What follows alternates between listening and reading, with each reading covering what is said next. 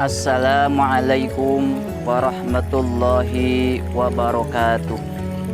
Alhamdulillah wassalatu wassalamu ala rasulillah Muhammad ibn Abdillah wa ala alihi wa sahbihi wa mawalah. Amma ba'du. Hadirin yang dirahmati oleh Allah Subhanahu wa ta'ala, Nabi Muhammad sallallahu alaihi wasallam pernah bersabda, "Sumu tasihhu." Berpuasalah kalian, maka kalian akan sehat.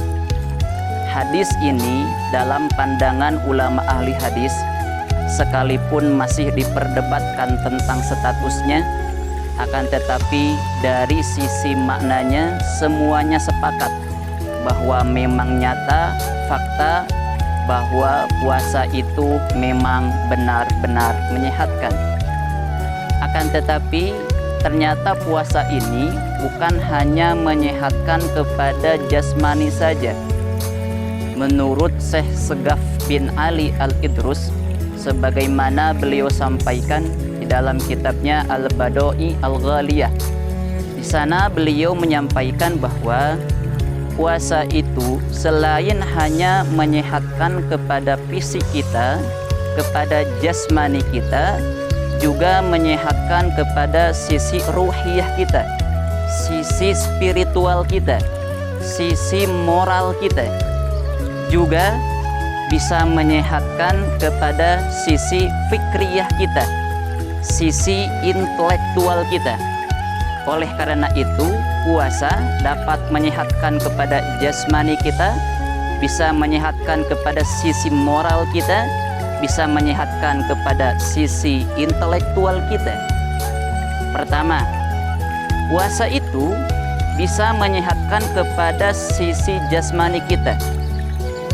Para ahli medis modern itu telah menyatakan bahwa di dalam tubuh kita itu banyak sekali zat-zat yang mengendap, yang andai kata ini tidak segera dihilangkan, maka akan membahayakan kepada tubuh kita. Nah, dengan wasilah puasa itu, zat-zat yang tadi yang mengendap dalam tubuh kita akan hilang, akan hancur, sehingga tubuh kita insya Allah dengan wasilah puasa akan sehat. Yang kedua, sehat itu puasa itu akan menyehatkan kepada sisi moral kita. Moral kita akan lebih baik, moral kita akan lebih jernih, dan moral kita akan lebih sehat. Sudah maklum bahwa dalam puasa itu kita merasakan apa yang namanya lapar, apa yang namanya haus, bagaimana perihnya lapar, bagaimana perihnya haus. Sehingga manakala kita melihat ada orang yang sedang kelaparan, ada orang yang sedang kehausan, sehingga timbul dalam diri kita sifat empati, merasakan seperti apa yang dirasakan oleh orang lain. Dari sifat empati ini nanti akan mendorong kita untuk mau berbagi kepada orang lain. Nah, hal ini, sifat empati ini bisa tumbuh dalam diri kita, itu bisa dengan wasilah berpuasa. Nah, yang ketiga, puasa itu bisa menyehatkan kepada sisi intelektual kita. Kecerdasan kita akan meningkat, IQ kita akan meningkat dengan wasilah puasa.